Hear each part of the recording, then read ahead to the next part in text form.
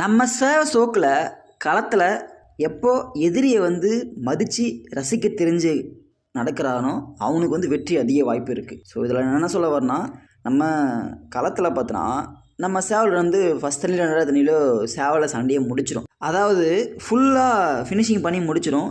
Opponent ஒன்றுமே இல்லாமல் ஆகிடும். அந்த சேவல் கிளம்ப போகுது இல்லைனா ஜமீன் ஆகிடுன்னு சொல்லிட்டு நம்ம நினைப்போம். ஆனால் அங்கே தான் சேவலை துடைக்கிறவுடைய தனித்துவம், பக்குவம், அவங்களுடைய ஒரு சோக்கையே காமிப்பாங்க. சீக்கிரம் முடிஞ்சுன்னு சொல்லுவாங்க.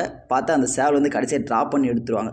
அதை பார்க்கும்போது நமக்கு கொஞ்சம் கடுப்பாயிடும். ஆனால் இருந்தாலும் அந்த இடத்துல எதிரி சோக்காளியை நம்ம ரொம்ப ரொம்ப ரொம்ப மதிக்கணும். ஏன்னா அந்த சேவலை அழகாக பனாய்ச்சி அந்த 21 நாளுமே அவங்க அந்த சேவலை அழகாக துடைச்சி அந்த கெப்பாசிட்டியை கொடுத்து அந்த சேவலை நம்பி மாட்டிக்கிட்டாலும் ட்ராப் பண்ணி எடுக்கிறது பற்றி ரொம்ப பெரிய விஷயம். அது சோக்குக்கான ஒரு உச்சகட்டமான ஒரு நிலை.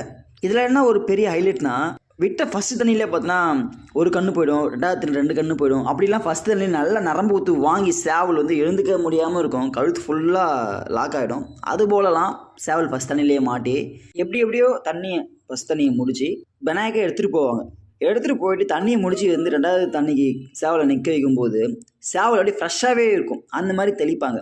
ஸோ இப்போ உங்ககிட்ட நான் என்ன கேட்குறேன்னா, இது போல் உங்கள் சேவல் மாட்டிக்கிட்டாலும் சரி, இல்லை ஆப்போசிட் சேவல் மாட்டிக்கிட்டாலும் சரி, நீங்கள் பார்த்து இல்லை உங்கள் அனுபவத்தில் என்ன தான் சேவல் மாட்டினாலும் இவர் கையை வச்சனா அழகாக பெனாச்சி சேவல் ஃப்ரெஷ்ஷாகி விட்டுருவார் அப்படின்னு சொல்லிட்டு நீங்கள் நினச்சேன்னா, அந்த சிறந்த துடைக்கிற பர்சன், பெனாய்ச்சர், சோக்காளி, நீங்கள் எப்படி வேணாலும் எடுத்துக்கலாம். அவங்க நேமை மென்ஷன் பண்ணுங்கள். ஏன்னா என்னை பொறுத்த வரைக்கும் எதிரியை ரொம்ப நேசிக்கணும். அதுதான் ஒரு கலைக்கான ஒரு அழகு. ஏன்னா நம்ம கிட்ட மட்டுமே எல்லா விஷயமும் இருக்குன்னு நம்ம நம்புறது ரொம்ப ரொம்ப முட்டாள்தனம். எதிரிக்கிட்ட நிறைய விஷயத்தை நம்ம தெரிஞ்சுக்கணும், நல்ல நல்ல விஷயத்த. சரிங்களா? இது சேவை சோக்குக்கு நம்ம ஒரு அழகான ஒரு பக்குவம். நம்ம சேவை கலையில் மென்மேலும் வளரலாம். இந்த மாதிரி நம்ம ஒரு யூகத்தை கையாண்டா. நம்ம வீடியோவை பிடிச்சிருந்தா லைக் பண்ணுங்கள், ஃபாலோ பண்ணிக்கங்க, சப்ஸ்கிரைப் பண்ணுங்கள்.